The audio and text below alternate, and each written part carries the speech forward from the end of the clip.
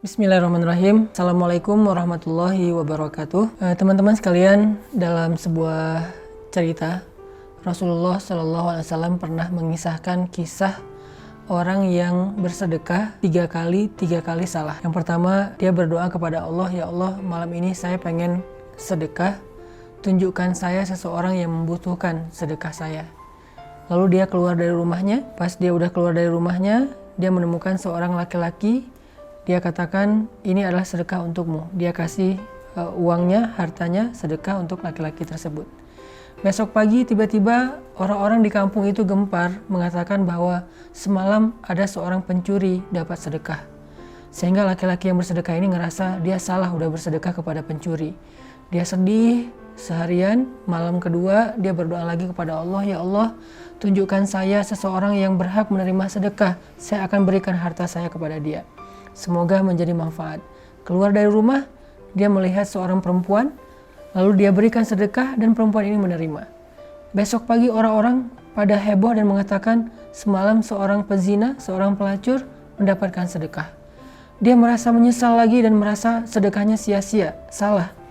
Akhirnya malam ketiga dia berdoa lagi, ya Allah, kali ini beri saya petunjuk. Saya ingin bersedekah kepada orang yang berhak menerima sedekah. Dia keluar dari rumahnya. Dia melihat seorang laki-laki lewat, dia berikan sedekah. Lalu laki-laki itu diam saja sambil mengambil apa yang diberikan. Besok pagi orang mengatakan semalam ada orang kaya dapat sedekah. 3 kali dia bersedekah, 3 kali dia merasa gagal. 3 kali dia merasa salah. Kenapa yang pertama dia sedekah kepada pencuri, kedua dia sedekah kepada pezina, ketiga dia sedekah kepada orang kaya. Sehingga akhirnya dia merasa sepertinya Allah tidak mengabulkan keinginannya. Malam keempat dia tidur dan dia bermimpi. Dalam mimpinya Allah mengutus kepada laki-laki ini seorang malaikat untuk memberitahu kepada dia tentang sedekahnya. Malaikat ini mengatakan, ya fulan, sedekahmu yang pertama Allah terima. Karena ketika kamu bersedekah kepada pencuri, itu telah menghalangi dia dari mencuri. Karena dia tidak butuh lagi mencuri untuk mendapatkan harta. Sedekahmu yang kedua juga Allah terima. Karena lewat sedekahmu, kamu telah menghalangi seseorang dari berzina. Karena dia sudah mendapatkan apa yang dia butuhkan sehingga tidak perlu berzina. Sedekahmu yang ketiga juga Allah terima. Karena dengan sedekahmu, kamu telah menyadarkan orang kaya yang kikir sehingga sekarang dia menjadi orang kaya yang dermawan. Inilah keberkahan dari niat yang baik.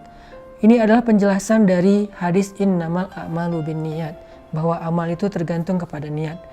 Wa innamal likulli imri'in ma nawa. Sesungguhnya Allah membalas, memberi ganjaran, memberi pahala sesuai dengan apa yang kita niatkan. Bahkan kadang-kadang kalau niat kita benar, lalu kita berikhtiar untuk melakukan amal soleh ternyata keliru, Allah tetap memberikan kita pahala sesuai dengan niat yang benar tadi. Allah tidak melihat penampilan kalian, Allah tidak melihat perbuatan kalian, Allah melihat adalah isi hati kalian. Rasulullah SAW bersabda, seorang mukmin sesungguhnya akan bisa meraih keutamaan dan derajat orang yang rajin berpuasa dan rajin sholat malam disebabkan dengan akhlaknya yang baik. Maksudnya apa? Inilah keutamaan orang yang akhlaknya baik. Kedudukan orang yang akhlaknya baik adalah seperti orang yang ahli ibadah malam. Kedudukan orang yang akhlaknya baik adalah seperti orang yang ahli puasa di siang hari. Apalagi dia bisa sempurna antara siang dan malamnya, akhlak dan ibadahnya, maka udah gak ada lagi yang bisa menandingi dia. Kalau dia ngandelin akhlak aja, ibadahnya yang wajib-wajib doang nih, karena gak boleh kurang dari yang wajib kan standarnya mah. Yang wajib itu sholat 5 waktu, yang wajib itu puasa Ramadan, tapi gak ada yang plus, gak ada tahajud, gak ada duha, gak ada qobliyah ba'diyah, gak ada puasa Senin Kamis, gak ada Daud. Cuman yang wajib doang yang dia kerjain, tapi akhlaknya istimewa, maka derajat dia seperti orang yang qawwam sawwam. Orang yang rajin ibadah malam dan rajin puasa di siang hari. Disebut dengan qawwam dan sawwam bukan ketika dia baru pernah sholat malam sekali, bertahun-tahun. Seolah-olah apa? Seolah-olah kalau kita membantu seorang yang membutuhkan, itu kita sama derajatnya dengan ahli ibadah yang sudah beribadah sekian puluh tahun. Sekali aja kita nahan lisan kita dari mencela orang lain ketika kita dicela, daripada kita cela balik mending kita diam. Sekali aja kita nahan diri untuk tidak komen atau nge-replay komen orang lain, itu derajat kita sama dengan ahli ibadah yang sudah bertahun-tahun. Sebegitu istimewanya akhlak. Hadis riwayat Imam Ahmad, Abu Dawud dengan derajat sahih. Makanya bicara tentang akhlak ini bukan bicara hal sepele yang pahalanya kecil, yang dalam urusan agama itu syariat-syariat yang ringan. Enggak. Innama bu'itsu liutammima makarimal akhlaq.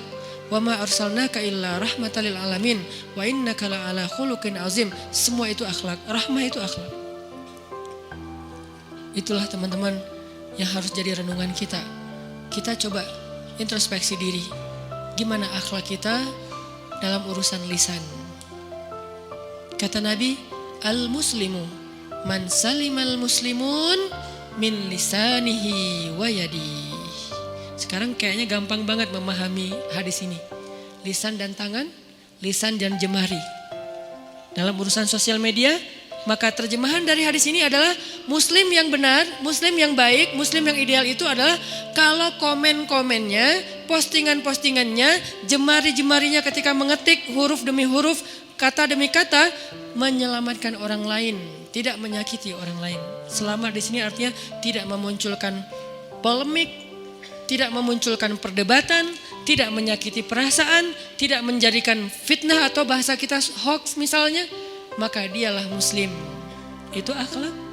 Al-muslimu man salimal muslimu min lisanihi wa yadihi. Muslim itu adalah apabila muslim yang lain selamat dari lisannya dan selamat dari tangannya. Terjemahan tangan pada masa dulu adalah memukul, mengambil hak orang lain secara tidak halal. Itu tangan. Kalau sekarang udah ditambah, bukan hanya mengambil hak orang lain, termasuk juga mengetik teks. Maka al-muslimu man salimal muslimu min lisanihi wa yadihi. Jadi mudah-mudahan Allah jaga hati kita, baik ketika kita diuji, bahkan ketika kita diberi nikmat, supaya dalam dua keadaan ini kita tetap menjadi mukmin yang ajaban, yang ideal, yang baik, yang insya Allah Allah suka sama kita. Kalau diuji sabara fakana khairallah. Kalau diberi nikmat syakara fakana khairallah. Kalau dia diuji dia bersabar dan itu kebaikan untuk dia. Ternyata diuji ujung-ujungnya baik. Lewat apa ujian menjadi kebaikan? Lewat sabar. Bukankah Allah bilang wabasyiris sabirin? Sampaikan berita gembira kepada orang yang sabar. Ada banyak kebaikan yang Allah sediakan untuk orang yang sabar. Kalau dia sabar. Dan kalau diberi nikmat, syakara. Kalau diberi nikmat dia bersyukur. Fakana khairallah. Kenapa nikmat kok menjadi kebaikan? Maksudnya dengan dia bersyukur, Allah tambahkan kebaikan itu. La in syakartum la azidannakum. Jadi orang beriman itu kayaknya hidupnya tuh harusnya sih gak ada bete-nya. Hidupnya tuh gak ada istilah, aduh hari ini gue kayak rugi banget nih. Gak ada orang yang beriman rugi. Kan hidup kita tuh di antara dua itu kan. Cuman varian ujian itu aja macam-macam. Varian ujian itu misalnya kalau di surat Al-Baqarah Allah menyebutkan 3 varian ujian kan. Ba'sa, dharra, zulzilu. Ujian fisik, ujian harta. Harta ini termasuk karir, kerjaan, usaha, bisnis. Dan ujian zulzilu, ujian perasaan termasuk diputusin. Atau orang yang dekat sama kita jadian sama yang lain. Atau mungkin di unfollow oleh ya gitu deh. Saya kalau udah ngebahas bab ini agak gimana gitu. Jadi 3 varian ini masuk kategori apa? Masuk kategori ujian. Tetap aja 2. Kalau nggak ujian nikmat. Antara 2 itu nih. In asabathu sarra syakara wa in asabathu dharra sabara. Udah gitu aja. Dan nanti bahkan sampai ayatnya gini. Alladzina yunfiquna fis sarra'i wad dharra. Orang yang tetap beramal soleh lewat hartanya dalam keadaan dia berkelebihan atau dalam keadaan dia kekurangan. Itu mukmin, keren banget gitu.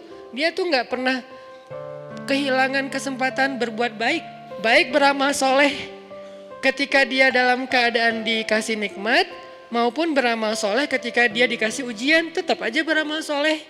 Contoh yang ayat tadi, yunfikuna fis sarra, berinfak dalam keadaan sarra, dalam keadaan bahagia, senang, lagi dapat untung gitu kan. Ataupun yunfikuna fid darra, tetap berinfak walaupun dia dalam keadaan darra, dalam keadaan susah. Dalam keadaan dor itu kan bahaya. Nih kalau saya infak nih bahaya nih buat saya nih. Kalau saya kasih nih saya kayak nggak ada tabungan buat mahar nih. Kalau saya kasih ke dia, terus saya gimana? Gitu kan? Ini dor banget nih, bahaya banget nih. Tapi dia tetap berinfak. Siapa yang mencontohkan hal seperti itu? Selain pastinya Rasulullah udah nggak diragukan lagi. Yang jadi kayak simbol berinfak walaupun dia butuh. Orang-orang Ansor. Yu'thiruna ala anfusihim walau kana bihim khasasah. Mereka mendahulukan orang muhajirin atas dirinya sendiri, walaupun sebetulnya dia juga butuh kepada kebaikan itu.